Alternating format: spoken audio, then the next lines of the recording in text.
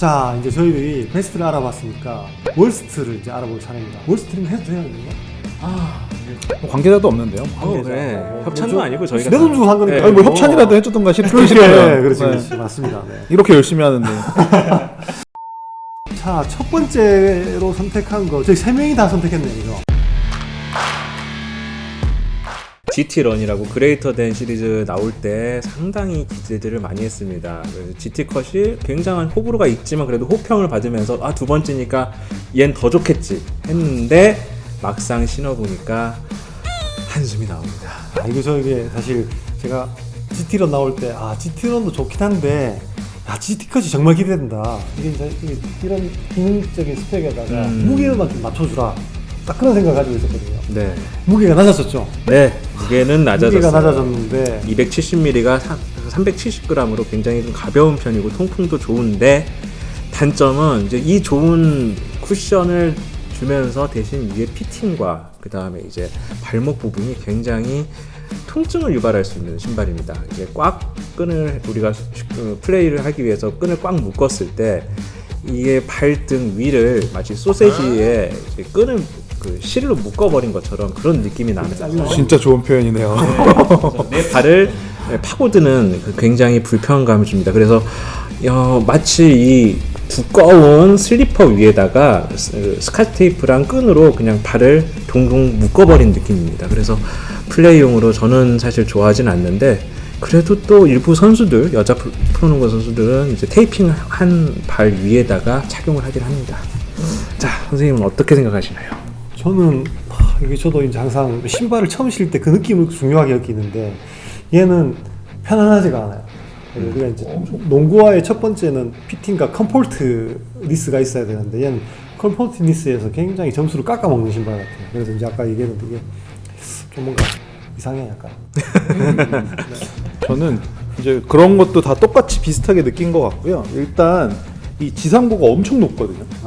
지상고가 높은데 아웃솔 넓이도 넓지 않고 그러니까 막 위에서 이렇게 막 외줄타기 하는 느낌으로 막 계단 하나 올라와 있는 느낌도 싫고 전족부에 에어가 2개가 깔려 있고 좀 스트로벨하고 줌에어 대용량이 깔려 있는데 그만큼 높이를 뒤쪽을 리액트로 보완하려고 두툼하게 넣었다고 하는데 그래도 저는 뒤꿈치가 가라앉아 있고 앞꿈치가 들떠 있는 느낌이 나서 똑같아요. 네, 발목이 계속 들려 있는 느낌이 나가지고 이걸 나보고 들고 뛰라는 건가 말라는. 진짜 오늘 48분 동안 내가 15분 나가가지고 저거를 3점을 몇 개 넣고 덩크를 몇 개 하고 와야 돼. 그러면 이제 얘기가 다를 수 있지만 저희는 일단 걸어야 되거든요. 왔다 갔다 하면 매번 뛸 순 없으니까 몇 번 좀 서서 쉬기도 해야 되고 근데 그거 자체가 되게 불편하고 저는 이게 발이 안 들어가더라고요. 제 사이즈를 신었는데 여기가 이게 보통은 저희 신발끈 묶고 하면 발이 들어가는데 얘는 이 안쪽에 있는 텅이 묶여 있어가지고 일체형으로 묶여 있는데 이게 아예 탄성이 없어서 전 발이 안 들어갔어요. 저기 푸레 리뷰를 보니까 이 힐컵에 들어있는 이 패딩의 높이라든지 두께가 조금만 앞으로 나오고 여기 끈이 하나만 더 있었어도 얘는 그래도 이제 쓸만한 농구화는 됐을 수도 있겠는데 그게 안 된 것 같아요. 딱 2번 신었어요 저는. 미안한데. 사실 그게 16만 원만 돼도 신었을 텐데요. 21만 9천 원이 21만 세상에. 21만 원. 네. 나이키에서 두 번째로 비싼 시그니처도 아니고. 그래서 GT 시리즈 중에 유일하게 아울렛을 간 신발. GT런이 아마 기대가 너무 컸기 때문에 실망이 너무 컸던 농구화가 아닌가 그런 생각이 들고 아마도 이제 나이키가 이제 이런 실수를 한번 했으니까 좀 뭔가 이게 좀 더 조합을 해서 좋은 농구화를 또 한번 만들어주면 좋을 것 같습니다.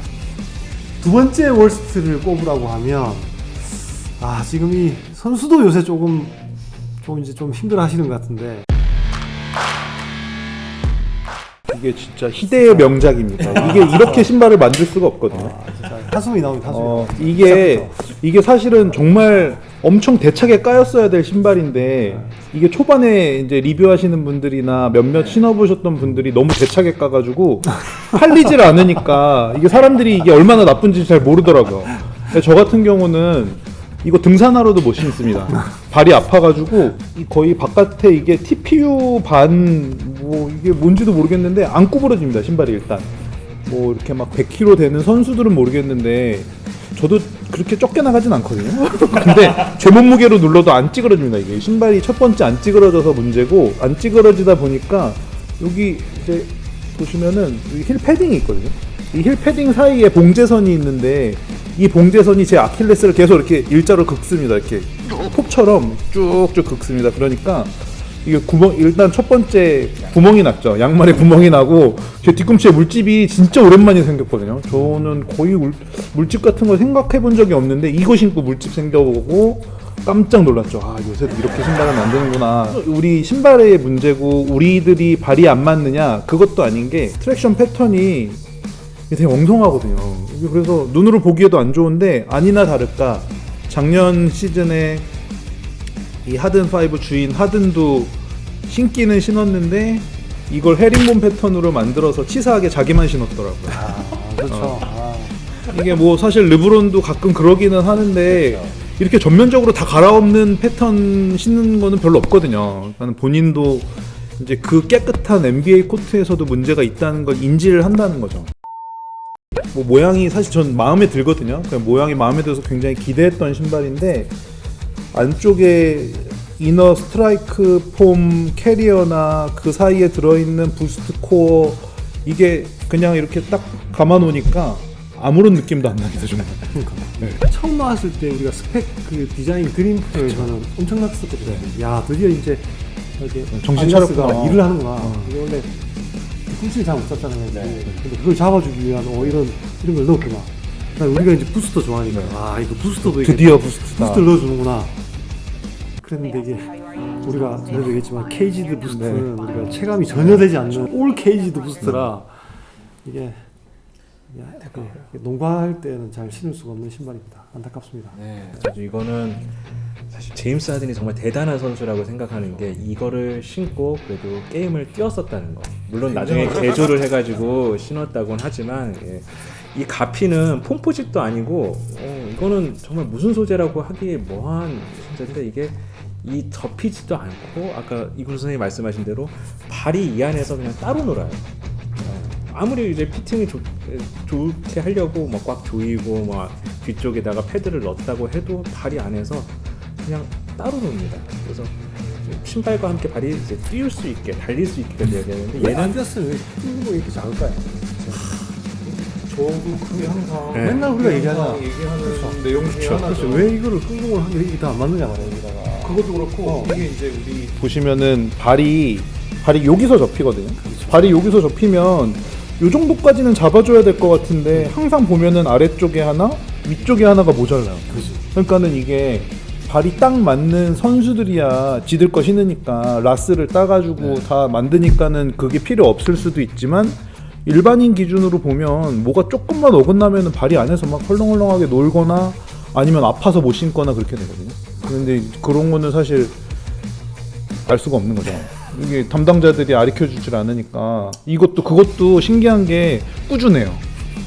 이게 뭔가 좀 아니다 싶으면은 바꿀만도 한데 근 뭐 한 10년, 15년 이상을 똑같이 만들고 있어가지고 이건 고집이 아니라 뭔가 데이터가 있구나 싶기는 한데 어쨌든 저희는 안 맞는 것 같습니다. 저는 그래서 이걸 신고 느낀 점은 수산시장에서 신는 장화 잘라놓은 느낌이에요. 그냥 가피. 장화는 잘 구부러집니다. 장화도 그 앞에 이거 토박스처럼 그 안전화처럼 돼 있는 애는 안 굴러있거든요. 딱 그 느낌인 거예요. 여기 가피가. 그래서 하든 듣고 있는 거 아니야, 하든 미안해요. 근데 얘는 아니에요. 어떻게 하든도 이거 안 신었잖아요. 결국에는 마지막에 그 아웃솔 갈아엎고 신다가 6로 바로 넘어가죠. 바로 빨리 넘어가요. 네, 빨리 넘어가죠. 자, 재빠르게 세 번째로 넘어가 보겠습니다.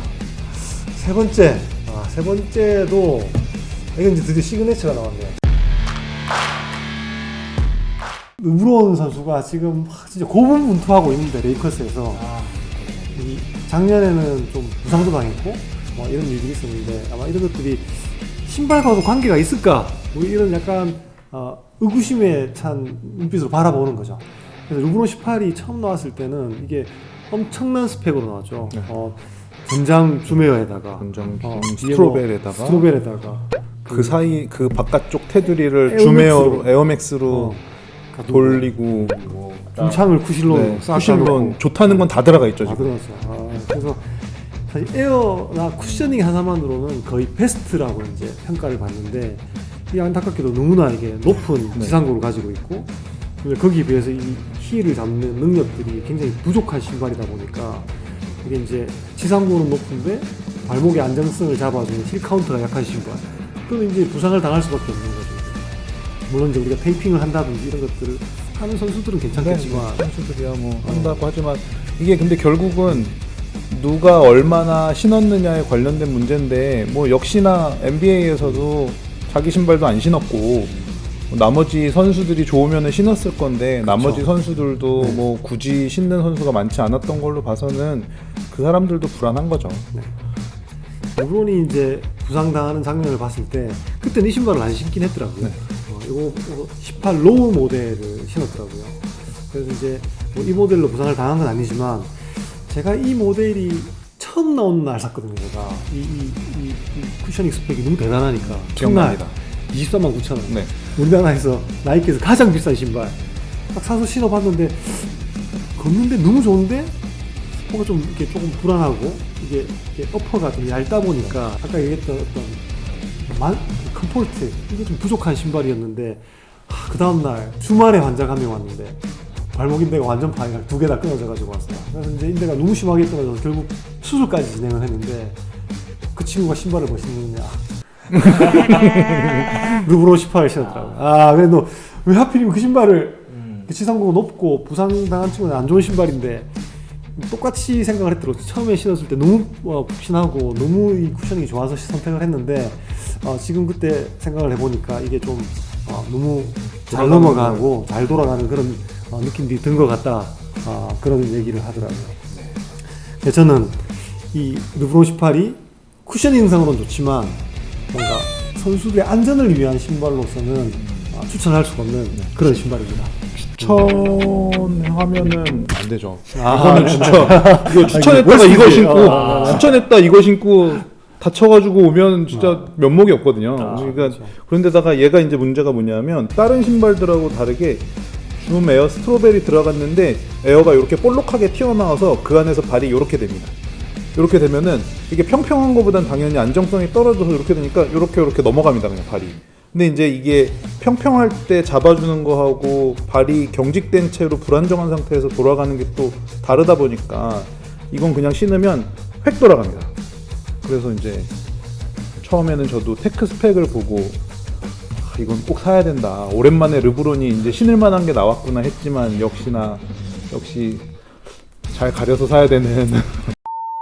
이게 또 아웃솔이 이제 아웃리거도 없고 그다음에 중창도 앞쪽이 아웃솔이 조금 그래도 넓다고 다른 이전의 르브론 시리즈보다는 좀 넓다고는 하는데 그래도 아웃리거도 없고 이 중창의 높이와 이 에어맥스 때문에 높아진 높이가 굉장히 사람을 불안하게 만들어요. 그리고 이 미드컷으로 이게 나온 건데 오히려 복숭아뼈 있는데 아래로 너무 많이 파여 있기 때문에 끈을 최대한 타이트하게 맨 윗칸까지 묶어도 여기는 제가 발목 이 주변은 헐렁헐렁합니다 살짝.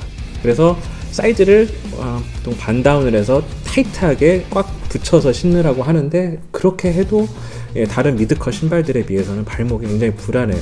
그래서 중창도 높지 아웃리거도 없지 앞쪽 면적도 그렇게 넓은 편도 아니지 그런데 이 발목 지지까지 안타깝게도 부족해서 이제 원 시리즈보다 로우컷 르브론 18 로우컷이 오히려 발목 부분이 조금 더 아킬레스건하고 이 복숭아뼈를 좀 잘 잡아주기는 합니다.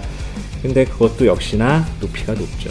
그래서 보통 트레이닝화로 많이 신습니다. 딱 맞아요. 제가 이거 저희 SPC 직원 네. 선물로 줬거든요. 너무너무 좋아하더라고요. 와, 이런 신발이 어디냐. 헬스 할 때, 그 다음에 뭐 이럴 때 그냥 우리가 일상적으로 이제 트레킹 같은 거 살살 걸어 다니고 할 때는 최고의 기능성을 느끼지만 르브론 18 신고 뛰는 분은 정말 한 타임에 한 명 있을까 말까 합니다. 이제 르브론 19가 이제 지금 출시가 됐나요? 네.